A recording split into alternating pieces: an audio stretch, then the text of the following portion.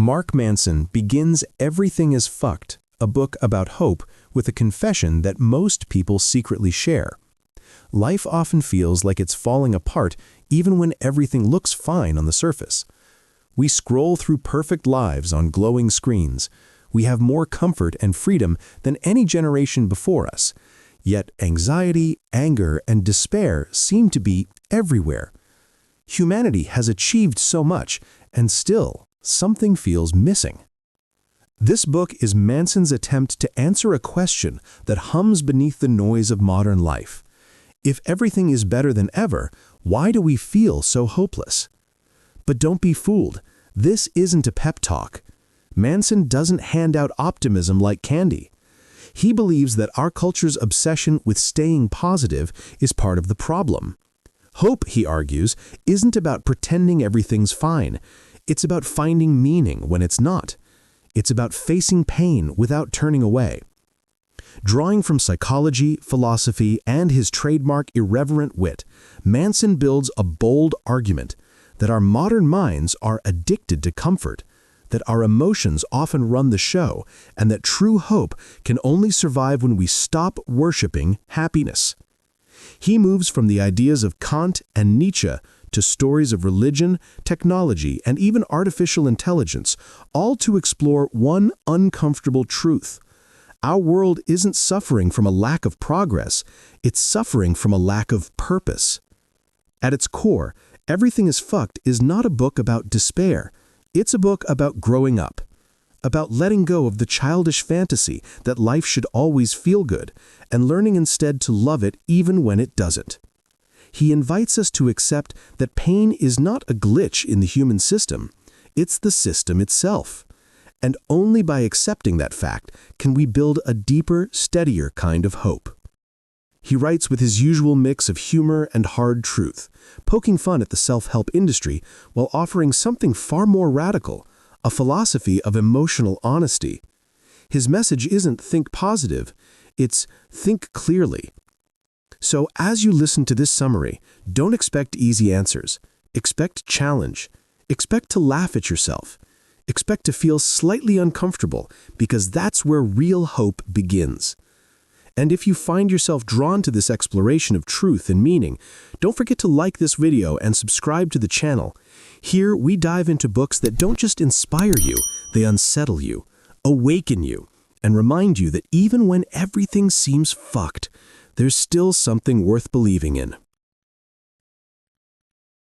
Chapter 1. The Uncomfortable Truth. Mark Manson opens the book with a punch.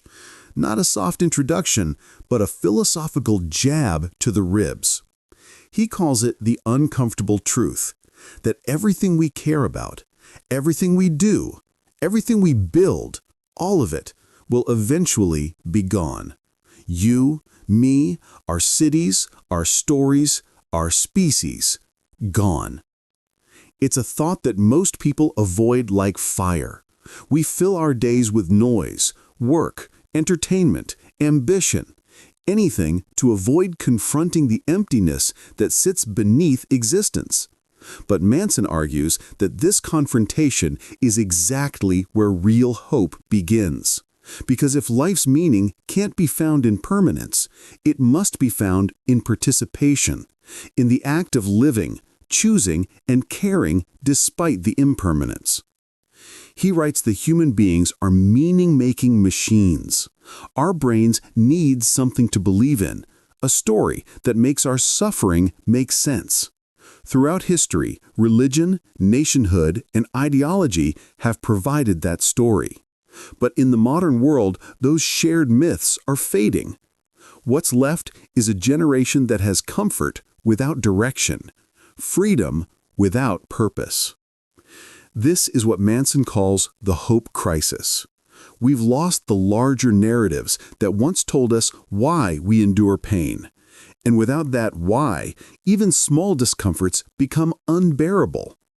Hope, he says, is the fuel of the human mind. It gives us a reason to get up each day, to work, to love, to build. When hope dies, the body might keep moving, but the soul stops. Yet Manson doesn't leave us in despair. He insists that seeing life's futility isn't a tragedy, it's a liberation. Once we accept that nothing lasts forever, we're free to stop clinging and start living. Hope, then, is not a fantasy of eternal happiness. It's the courage to create meaning even when meaning isn't guaranteed. In his typically irreverent tone, Manson jokes that we are the only animal smart enough to imagine heaven and stupid enough to kill for it. But behind the sarcasm lies a serious truth. Humanity's strength and suffering both come from our ability to imagine something better. Hope is our greatest invention and our greatest illusion. This first chapter sets the stage for the rest of the book. To rebuild hope, we must first destroy its false versions, the comforting lies that tell us we can have everything, that we should always feel good, that meaning can be bought or achieved. Manson wants us to burn down the illusion of control so that something real can rise from the ashes. He closes with a thought that lingers. You will die, and everything you love will be gone. But if you can accept that, truly accept it, you might just begin to live. Chapter 2. Self-control is an illusion. Mark Manson begins this chapter with a truth most of us secretly know but hate to admit. We're not as rational as we like to think. We build our lives on the illusion that our decisions come from logic and willpower, that the thinking brain is in charge. But in reality, it's the feeling brain that's driving the car, and the thinking brain is just a nervous passenger pretending to hold the wheel. He describes the human mind as a constant dialogue between two selves. The feeling brain seeks pleasure, avoids pain, and reacts to emotions. The thinking brain, on the other hand, makes plans, tells stories, and explains why the feeling brain's choices make sense. The problem, Manson says, is that the thinking brain doesn't actually control the feeling brain. It just rationalizes what the feeling brain already decided. Think about it. We promise ourselves to eat healthy, to quit procrastinating, to stop scrolling mindlessly, and yet, when the moment comes, emotions override logic.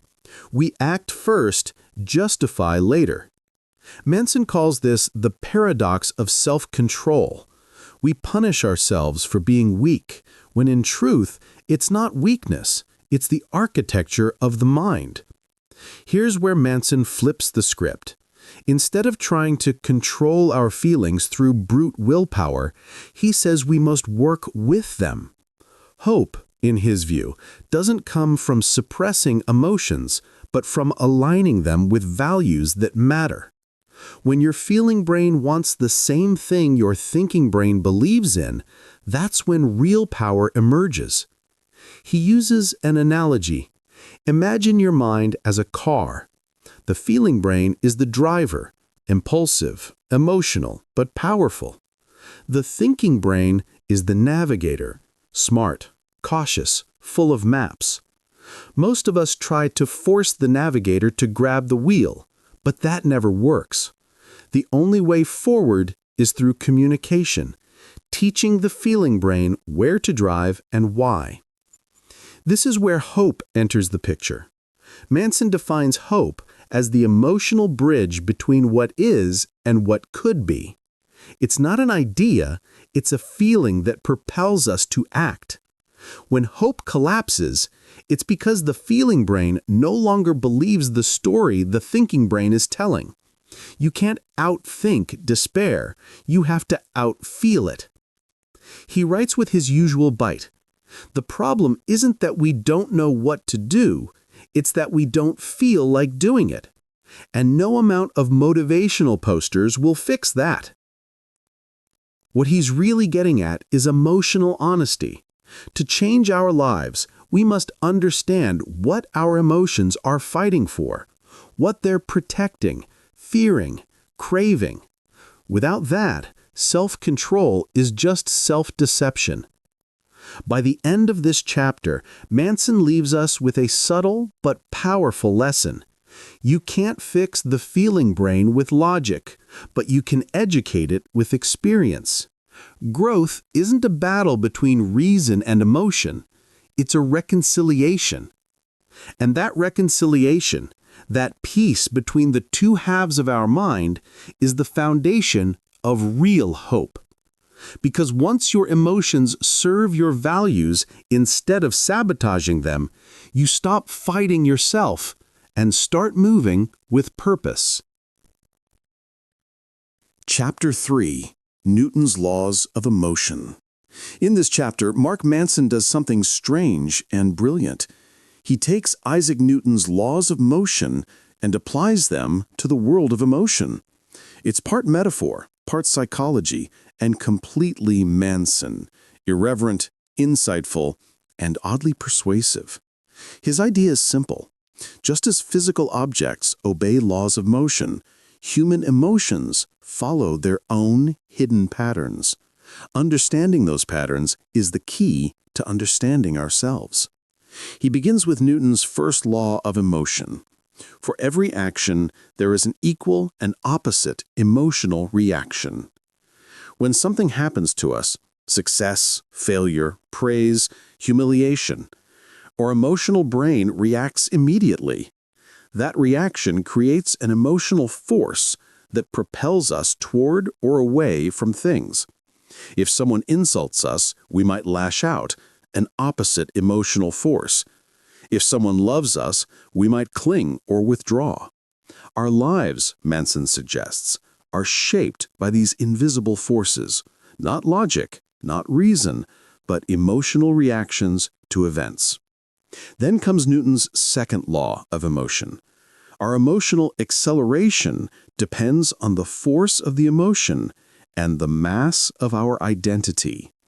In other words, the stronger the emotion and the more deeply it touches our sense of self, the more powerful its effect. If someone criticizes something trivial, we shrug it off. But if they challenge something tied to our identity, our beliefs, our values, our worth, we react explosively. The mass of our ego determines how emotionally heavy we are. The bigger the ego, the harder it is to move or change. Manson, with his dark humor, calls this emotional physics.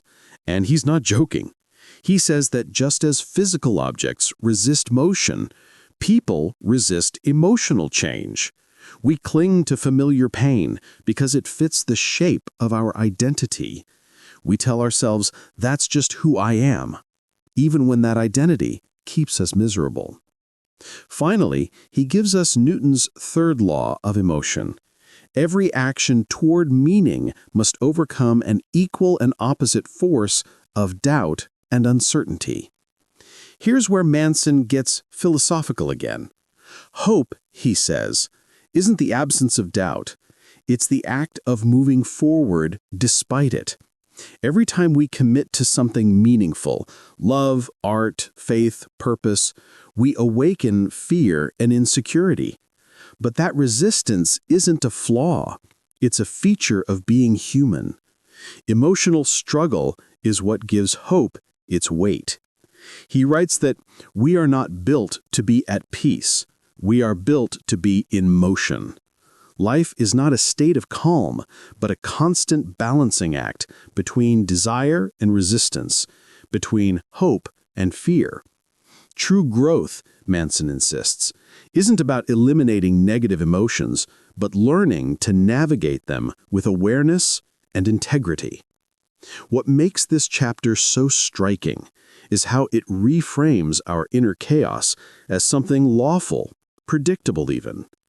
Manson argues that when we understand how our emotions react, how our identities resist, and how our doubts counterbalance our desires, we stop seeing ourselves as broken. We're not malfunctioning. We're operating according to the laws of the emotional universe. He ends with a kind of calm defiance. You can't escape pain, but you can choose what your pain means. You can't avoid resistance, but you can decide what's worth resisting for. This, Manson says, is the foundation of mature hope. Not the naive belief that things will be fine, but the quiet conviction that meaning is worth the fight. Chapter 4. The Formula of Humanity. Mark Manson shifts gears here from emotional physics to moral philosophy, and the contrast is striking. He brings Immanuel Kant into the conversation, that stern old philosopher who believed morality isn't about feelings or rewards, but about duty and respect for human dignity. Manson uses Kant's famous idea, the formula of humanity, as a lens to explore what it really means to live a hopeful, meaningful life in an age obsessed with self-interest. Kant's idea, simplified, goes like this: never treat people as a means to an end, but always as ends in themselves. In other words, don't use others to get what you want. Value them for who they are.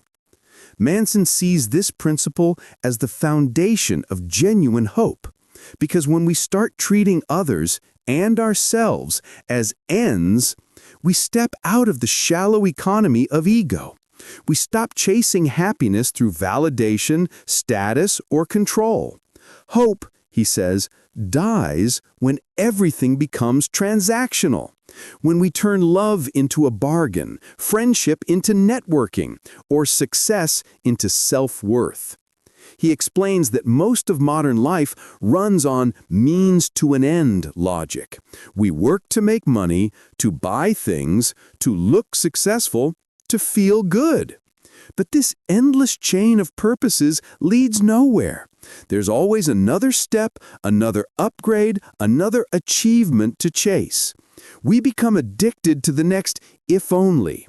If only I had this job, that partner, that body, then I'd be happy. Manson calls this the treadmill of hope. Kant, on the other hand, offers a radical alternative. Meaning comes not from what we get, but from how we give. When we act from principle, when we choose honesty, compassion, and integrity, even when it costs us something, we affirm our humanity. We act as moral agents, not as emotional consumers. Manson ties this back to his central theme. The modern world isn't suffering from lack of comfort, but from lack of purpose. We've confused feeling good with being good. We've traded moral depth for emotional convenience. True hope, he argues, is born not from pleasure, but from self-respect, from living in alignment with values that transcend our temporary moods.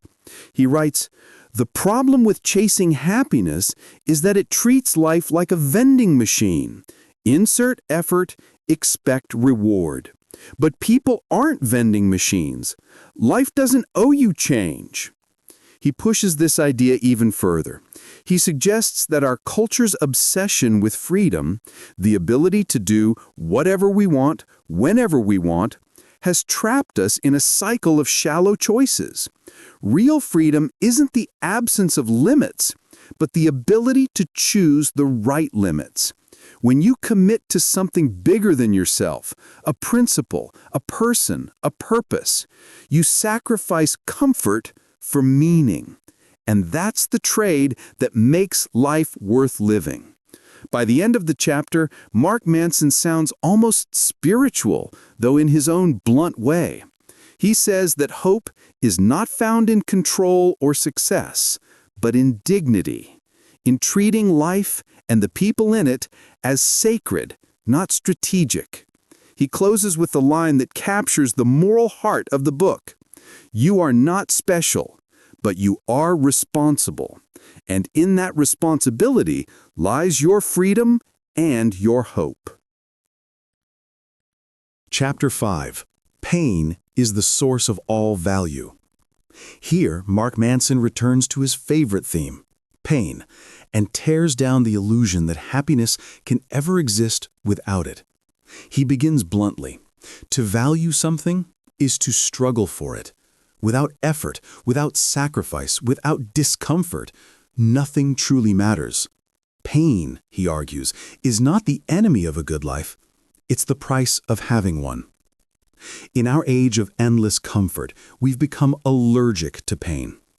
We build technologies to avoid boredom, buy distractions to avoid loneliness, and chase pleasure to numb anxiety. But in doing so, Manson says, we rob life of its meaning. When everything is easy, nothing is worth it. He explains that pain is the raw material from which meaning is made. Every emotion we call positive, love, gratitude, pride, exists only because we've experienced its opposite. You can't appreciate joy without knowing despair. You can't feel love without the risk of loss. The depth of your pain determines the height of your hope. Drawing on psychology, Manson describes how the human mind is wired to seek problems to solve. Once we eliminate old problems, we invent new ones. This, he says, is the paradox of progress. Material comfort increases, yet emotional satisfaction declines, because meaning depends on challenge.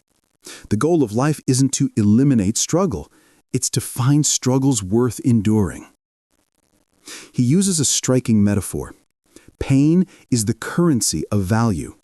Whatever we're willing to suffer for, that's what we truly love. A parent staying up all night for a sick child.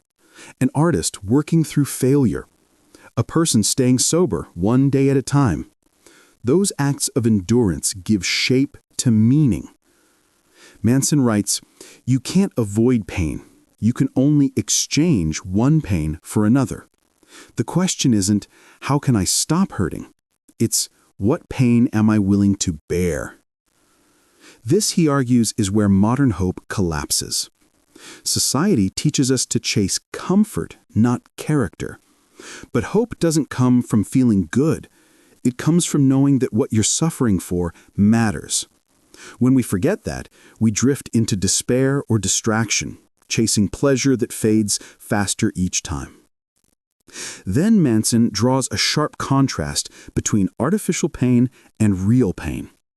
Artificial pain is the drama we create, the endless scrolling, the outrage, the ego battles. Real pain is the discomfort of growth, the vulnerability of love, the humility of failure, the discipline of change. One numbs us, the other transforms us. He doesn't romanticize suffering, though. Pain by itself isn't noble. It becomes valuable only when it's connected to purpose. The goal is not to seek pain, but to use it. He writes, "Pain without purpose is torture. Pain with purpose is progress." By the end of the chapter, Manson has redefined hope once again. Hope is not the belief that life will get easier. It's the courage to face pain and still move forward. Meaning isn't found in escaping discomfort, but in embracing the struggle that shapes you into someone capable of love, integrity, and depth. He leaves us with a line that feels like both a challenge and a comfort. Everything meaningful in life is earned through the willingness to endure the unmeaningful. In other words, if you want a life that matters, make peace with pain. Because pain, when chosen well, is proof that you are alive and still capable of caring. Chapter 6: The Formula for Hope. In this chapter, Mark Manson steps back from the chaos and tries to assemble everything he's been building toward, a philosophy of hope that's raw, realistic, and unromantic. He calls it the formula for hope. And it's not a recipe for feeling better. It's a framework for staying human when life stops making sense. He starts by explaining that hope isn't a vague feeling or a motivational slogan. It's a structure of meaning. Every hopeful person, he says, lives inside a story that connects three things: a sense of control, a belief in value, and a vision for improvement. Take away any one of these and hope collapses. If you lose control, you feel powerless. Lose value, you feel empty. Lose improvement, you feel stuck. Manson calls these the 3 pillars of hope. And our modern world, he argues, is eroding all 3. Technology gives us illusionary control, but no mastery. Consumer culture sells us hollow values, and the constant pursuit of comfort kills the joy of growth. We are surrounded by abundance, but starved of purpose. That's why people, despite having everything, feel lost. They've lost the story that connects their struggle to meaning. Here, Manson gets personal. He admits that much of his life, fame, money, success, didn't bring peace. He realized that hope wasn't about getting what he wanted, but about caring for something beyond himself. Hope, he says, is self-transcendence. When you attach your meaning to something larger, love, service, truth, art, you step out of the prison of the ego. You stop asking, what do I get? And start asking, what do I give? He writes, people lose hope not because life is hard, but because life feels small. When your world shrinks to your own comfort and problems, despair grows. When your world expands to include others, to serve, to create, to love, hope returns. Manson also points out that hope requires pain. You can't have a story of progress without struggle, because struggle is the measure of growth. He ties this back to his emotional laws. The resistance we feel isn't a sign that something's wrong, it's proof that something's real. He gives the example of people who dedicate their lives to causes they'll never see completed. Scientists, teachers, activists, parents. They live with uncertainty, yet they act. That, Manson says, is true hope. It's not believing everything will be fine. It's choosing to care when you have every reason not to. Then he delivers one of the book's central insights. Hope is not the belief that things will get better. It's the conviction that something matters, no matter how things turn out.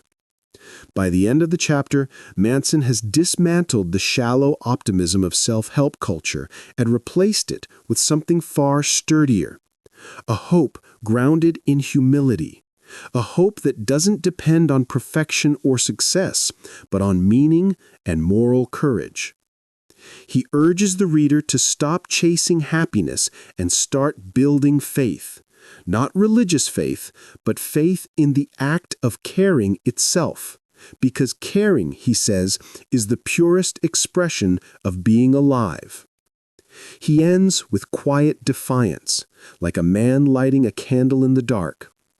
Everything may be fucked, but that doesn't mean we are. Chapter 7. The Feeling Brain and Artificial Intelligence. In this chapter, Mark Manson takes a sharp philosophical turn, from psychology and morality into the strange frontier of technology. He asks a question that feels both futuristic and deeply human. What happens to hope in a world ruled by logic, algorithms, and machines that don't feel? It's not really a chapter about robots. It's about us, about what makes human life meaningful in an age where machines can outthink, outwork, and maybe even outlive us. Manson begins by reminding us that our minds are driven by emotion. The feeling brain, as he explained earlier, gives life its color and direction. Logic is important, but it's only a tool, a flashlight in the dark, not the source of light itself. Emotion tells us why to live.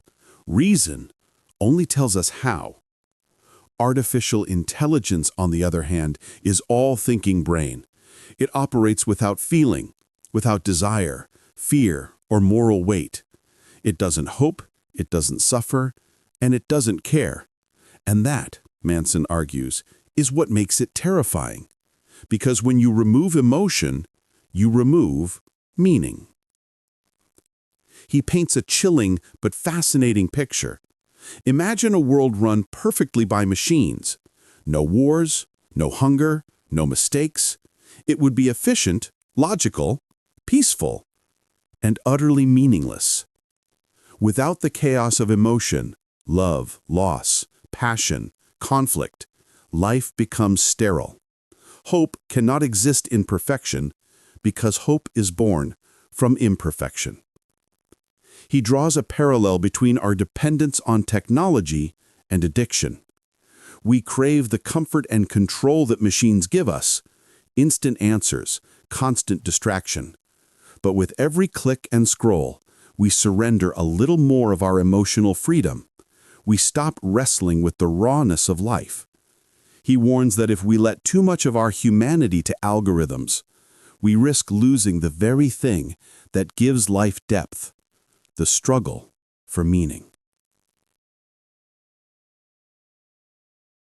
He writes, "The more we let technology feel for us, the less we learn to feel for ourselves." Then he turns philosophical again, contrasting the thinking brain, which machines have perfected, with the feeling brain, which makes us beautifully, painfully human. Progress has always been about balancing the two. Reason keeps us alive, emotion gives us something to live for. But in our obsession with efficiency and control, we're tipping the balance. We're trying to make life make sense, and in doing so, we're squeezing out its soul. He sees this as the final crisis of modern hope. For centuries, humans found meaning in religion, then in reason, then in progress. Now, as technology begins to surpass us, we're left asking, what is the point of being human when machines can do it better? He doesn't give an easy answer. Instead, he reframes the question. Hope isn't about being the smartest or the most advanced. It's about feeling, about caring even when there's no logical reason to. Machines will never feel awe, grief, or love. They'll never cry at a sunset or fight for justice. Only humans can do that, and that's our sacred, tragic advantage. By the end, Manson's tone becomes almost poetic. He admits that yes, the world is becoming mechanical, and yes, humanity is flawed. But it's precisely that flaw, the trembling imperfection of our emotions, that makes life worth the mess. He closes the chapter with a line that could easily summarize the entire book. Maybe the point of being human isn't to be perfect. Maybe it's to be beautifully wrong and to care anyway. Because as long as we can still care, hope is not lost, and no machine, no matter how advanced, can replicate that fragile, furious miracle of feeling. Chapter 8. The Final Religion. Mark Manson begins this chapter with a bold claim. Human beings are religious by nature. Even when we think we're not, we all worship something. If it's not God, it's progress. If not progress, then success. If not success, then ourselves. The names change, but the instinct remains the same. We crave something to believe in, something that gives our suffering meaning. He calls this tendency the religion of hope. For thousands of years, people found hope through faith. Stories of divine order, cosmic justice, and life beyond death. Those beliefs gave humanity strength to endure pain, loss, and uncertainty. But as science advanced and old myths faded, the modern world didn't abandon religion. It just replaced it. We built new idols: money, technology, nation, self. Mark Manson argues that these new religions promise the same things the old ones did: meaning, control, salvation, but without moral depth. The religion of wealth promises happiness through consumption. The religion of technology promises transcendence through innovation. The religion of the self promises freedom through self-expression. Yet all three fail for the same reason. They give us comfort, not purpose. He writes, when you stop believing in God, you don't believe in nothing, you believe in everything. And that, Manson says, is our crisis. In rejecting the rigid moral frameworks of the past, we've opened ourselves to infinite choice, but with no compass to guide us. The result is a culture drunk on freedom, but starving for meaning. Manson calls this the age of infinite hope and infinite despair. We have more possibilities than ever before, yet we're more anxious, more lost. We keep creating new belief systems, political movements, social crusades, fandoms, brands, to fill the void left by traditional religion. Each promises a sense of belonging. Each gives us heroes and villains, saints and sinners. And yet none can bear the full weight of our spiritual hunger. The most seductive of these new faiths, Manson warns, is the religion of the self. It tells us that happiness and truth lie within, that if we just believe in ourselves, everything will be fine. But that gospel, he says, is hollow. The self is not big enough to carry the meaning of existence. When you worship yourself, you end up trapped inside your own reflection, anxious, defensive, constantly trying to prove your worth. He contrasts this with Kant's moral philosophy, revisiting the idea from chapter 4, treating ourselves and others as ends, not means. True hope, Manson insists, comes not from worshiping the self, but from serving something beyond it. That could be love, justice, art, truth. Anything that draws us out of our narrow, self-centered world and connects us to something larger. He writes, the death of God didn't kill morality. It made each of us responsible for creating it. And that, he argues, is the burden and the beauty of being human. We are condemned to choose what to believe, to build our own temples from the raw material of doubt. By the end of the chapter, Manson envisions a kind of final religion, not based on dogma or worship, but on humility. A worldview that accepts pain as inevitable, accepts uncertainty as truth, and yet chooses to care anyway. Not because it's easy or comforting, but because it's right. He calls this the religion of responsibility, faith without illusions, a faith that doesn't promise heaven or success, but dignity in the face of chaos. It's the only faith, he says, that can survive when everything is effed up. Manson ends with one of his most haunting reflections. Hope isn't something you find in the sky. It's something you build in the dirt, with your hands, your heart, and the people who refuse to give up beside you. That, he says, is the real miracle of humanity, that even in the ruins of meaning, we keep creating new ones. Chapter 9. Hope in the Age of Everything. Mark Manson ends Everything Is Fcked the same way he began it, staring straight into the abyss, but this time with a strange and steady calm. After tearing apart every illusion of happiness, progress, and control, he rebuilds something quieter and truer. A philosophy of hope that doesn't deny suffering, but depends on it. He begins by revisiting his central theme, that hope is not a fantasy of better tomorrows, but the discipline of caring today. Life will always be uncertain, painful, and unfair. Yet it's precisely this fragility that gives it beauty. Hope is not the denial of darkness, it's the decision to keep lighting small fires in it. Manson argues that humanity's greatest challenge isn't despair, it's comfort. We've conquered nature, built endless conveniences, and flooded our lives with pleasure. Yet the human heart remains restless. Why? Because we've mistaken comfort for meaning.